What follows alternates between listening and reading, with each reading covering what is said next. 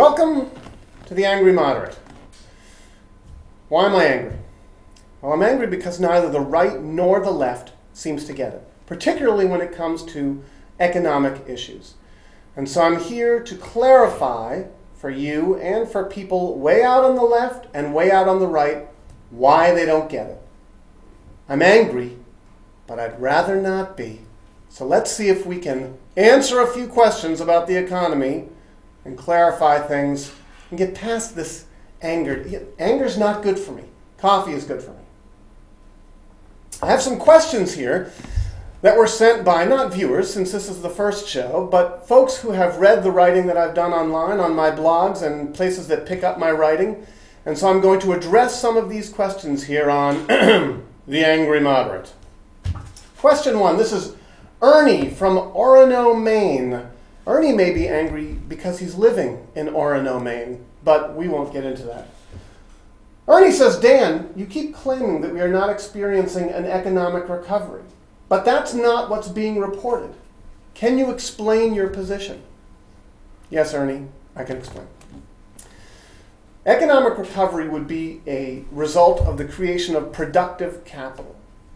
What we're seeing and what we've seen for the last almost going on 2 years now is a recovery based upon government spending or government stimulus. Understand that operationally speaking, the government doesn't have many, if any, constraints on its ability to create money. You see, the system of money in the United States ever since August 15th of 1971, when Richard Nixon unilaterally defaulted on our gold obligations abroad. Essentially, Richard Nixon said, well, you don't have to, we're not going to refund any of the money that the United States owes you in gold. You can no longer redeem those dollars in gold, and then he did this. There's that old joke. Did you ever hear that old joke, Ernie? Why was Richard Nixon never watching television? Because he was too busy being the antenna. Anyway, in 1971, when Richard Nixon essentially, through the advice of Milton Friedman, reneged on the United States gold obligations vis-a-vis monies that were owed to other nations, it gave the United States, and particularly the Federal Reserve, which had been in existence since 1913 from the Federal Reserve Act, the ability to create money at will. Operationally speaking, all the Federal Reserve has to do, in concert with the Treasury, is add and subtract digits from computers. I'll give you an example, Ernie. China holds roughly $800 or $900 billion in U.S. debt.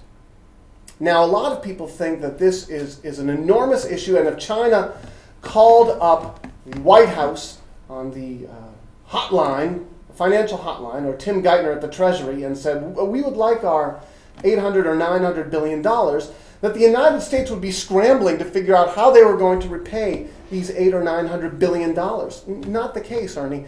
All the United States has to do in this fiat currency system, in a currency system where there's no redemptive quality to the money. It's not like the money is, we have to pay that money back in a certain amount of gold or beef or anything. All the Federal Reserve and the Treasury have to do is switch digits in accounts, reserve accounts at the Federal Reserve. So, for example, these $800 or $900 billion would go from a checking account at the Federal Reserve, which is a savings account, which is an interest-bearing account, to a checking account at the Federal Reserve, which is a spending account. Just shifting digits around because there's no redemptive quality to the money. It can be created at will. So Ernie, you asked me, why do I say there's no economic recovery taking place? And I say there's no economic recovery taking place because all of the money, all of the liquidity that's being added to the system is being added by federal spending and by the creation of this fiat money. No productive capital is being created. As a matter of fact, the only people who are benefiting from these extraordinary efforts on the part of the federal government to supposedly stimulate growth are the bond speculators who know in advance when these bond sales on the open market are going to take place and front run the Treasury and the Fed in order to make money themselves, or the wealthiest of the wealthy with regard to the banking system, Goldman Sachs, JP Morgan Chase, etc., who are able to essentially use these stimulus monies, use this cash, as it were, this liquidity, to create profits in the Ponzi scheme that is our economy. To get buy-in from people like you and me, Ernie, who think that we're going to make money on the markets, when in fact we don't make money on the markets based upon the inflation of the dollar supply. It's only these folks who make money on the markets. So when we're talking about an economic recovery, we're not talking about the middle class. We're talking about the wealthiest of the wealthy, the top 1% of people in the United States who may be experiencing can't even call it a recovery, may be experiencing growth of their own portfolios and their own wealth base. But the rest of us in the middle class, Ernie, we're not growing in terms of there's no recovery taking place. As a matter of fact, as the money supply continues to expand and as cost inflation begins to kick in, particularly with regard to energy and food costs, the middle class is getting squeezed, and we continue to get squeezed. This isn't a recovery. It's a government-subsidized fraud. It's a sham. It's the skin on the teeth of a recovery. It has nothing to do with productive capital. If you have any questions, you can always email me, diw1962@yahoo.com, and I will elucidate further why this is not an economic recovery. We are kicking the can down the road. The further down the road we kick it, the more precipitous our fall will be when, in fact, people wake up to the reality that this recovery is simply the creation of fiat dollars being exploited by those who are in the know, and the rest of us are getting squeezed. Excuse me. Question 2. Philip from Andover, Kansas writes, Dan, with all of the money being printed by the Fed, how can you still claim that deflation is coming? This is important stuff, coffee. I often think that civilization wouldn't exist in the manner that it does without the development and creation of coffee. In any event, let's be clear, Philip, about the distinction between inflation and deflation. I think that there's a big misunderstanding here when it comes to inflation and deflation. Inflation is not a measure of cost. It is a measure of an increase in the supply of money. Deflation is essentially the opposite, a decrease in the supply of money. Understand that over the last 20 or so years, the majority of money that's been created has been created as credit and as debt. We have a money as debt financial system in the United States. Money is created as debt and as credit. Now, if you've been paying attention to what's happening in the marketplace, you'll understand that the availability of credit is contracting at an extraordinary rate. As a matter of fact, the only people who are extending credit and thereby extending debt to the citizens of the United States is the federal government. Where are all of these supposed home purchases coming from? I was listening to National Public Radio this morning on my way to record the show, Philip, and I was listening to a story from Key West, Florida, and people were saying, yes, the economy is recovering. We can all buy houses now. Who's buying these houses? Well, the people who are buying these $300,000 houses in Key West are buying them with almost 0% down, and they're getting loans from the FHA, the Federal Housing Authority Administration, loans. These are loans that are backed by the federal government. Fannie Mae and Freddie Mac are being backstopped by the federal government. The loans that are being created in the marketplace and credit that's being extended is being extended by the federal government, because the federal government says, hey, look, as long as we can keep the economy lubricated by increasing spending, we are going to create growth. So this is the federal government's raison d'etre, Philip. Their goal is to create the illusion of prosperity by giving people, it's like if I went to the bank today and the bank said to me, here's a $20,000 loan, of course it's at a 40% interest rate over the course of 6 years, and you're going to owe us $72,000 at the end of 6 years, et cetera, and so forth. Here's this $20,000 loan, and all of a sudden I come home and I'm like, look, I have $20,000. I'm rich. No, you're not. You have an extraordinary amount of debt that is going to be a millstone around your neck, and eventually you're going to default on that debt. But in the future, bankruptcy, the way it exists now, isn't going to exist because everybody's going to be clamoring to somehow have relief from their debt.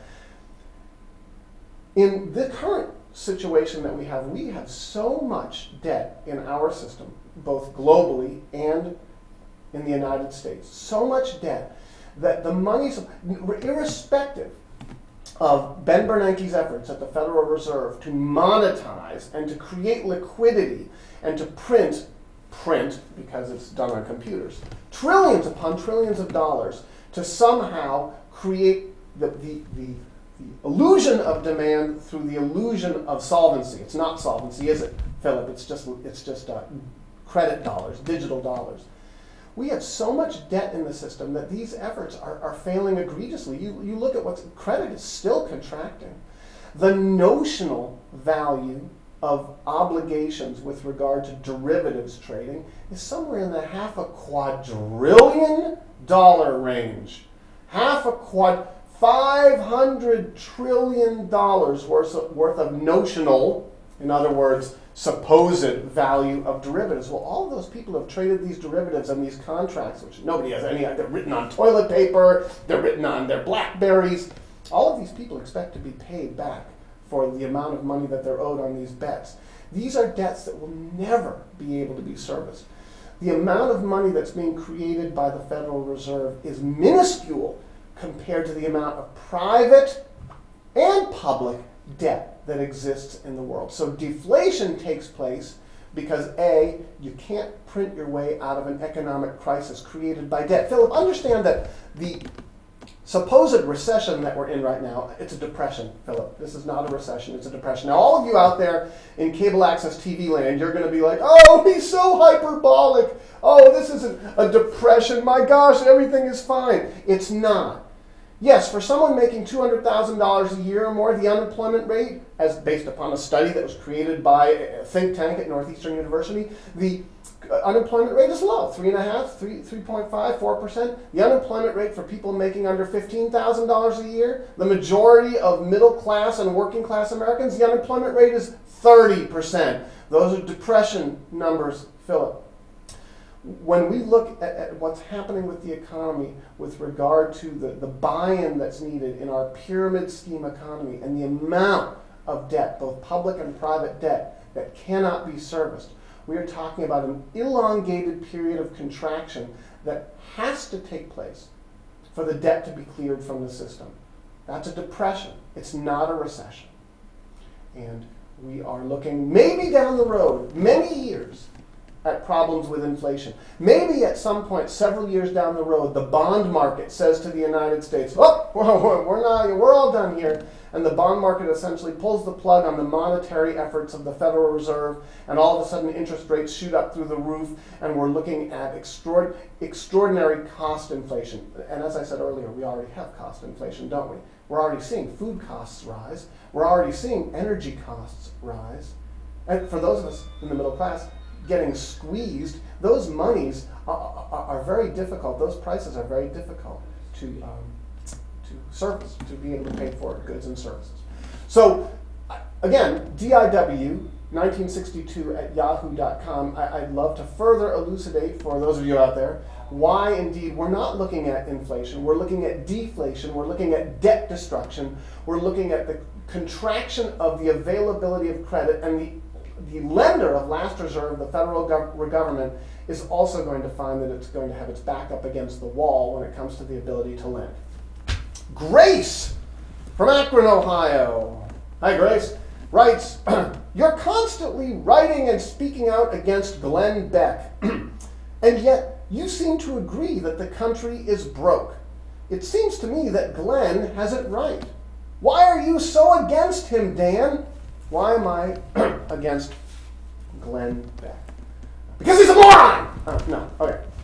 Why do I think Glenn Beck and Rush Limbaugh and characters like this are not only wrong, but extraordinarily dangerous? And this is why I'm an angry moderate. Why I may be middle of the road when it comes to political issues, but I'm pretty angry at what's happening on the right. And the reason is, on the one hand, I think that Beck understands the economic issues pretty well. If you listen to Beck talk about what's happening with regard to the amount of debt in the system, when you listen to him talk about the Federal Reserve, when you listen to him talk about what's happening with the global financial crisis and sovereign debt in a lot of the nations of Europe, the peripheral nations of Europe, Spain and Italy and Portugal and Greece, he has a clue. The next step he takes is the dangerous step of saying that the reason that we have this debt and the solutions that are being proposed are because the progressives and the liberals and the statists, as Limbaugh likes to say, the statists, oh God, that the solutions being proposed are left-wing, progressive, communist, socialist, Marxist, however you want to put Maoist solutions being proposed to the economic issues that have been created by extraordinary profligacy, greed beyond the avarice that we've never seen before on the part of the players on Wall Street, with a hat tip, of course, from the folks on Capitol Hill. I think that Beck's analysis of the financial situation is okay. I think that then he makes the leap to then start to scapegoat different groups, unions, progressive political forces, environmentalists, and then he starts to lie. And this is where I look at Glenn Beck and I look at Rush Limbaugh, Grace, and I say, these are dangerous, dangerous men. Here's the thing.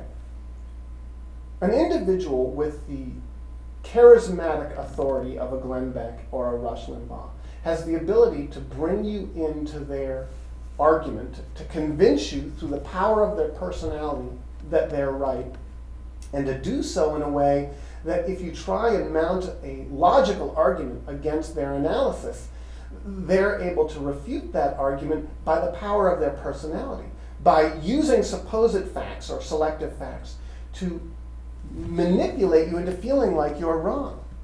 You make a point against Limbaugh or Beck, and their response is, "Oh, don't you see you're falling for the trap? Don't you understand?" And it becomes a very powerful argument. And then the next step they do, that these guys make, Beck and Limbaugh, is they scapegoat portions of the society. I look at the Arizona law. There's another question here. A guy, Jason from Seminole, Texas, who asks how I can oppose the Arizona immigration law. Jason says, "Are you crazy, Dan?" Actually, Jason and Grace and Rush and Glenn, you guys are the crazy ones, because you're unaware of the fact, seemingly unaware, maybe you're aware and you don't care, that you're following the same path that other nations have followed, particularly in Europe, particularly in the early 20th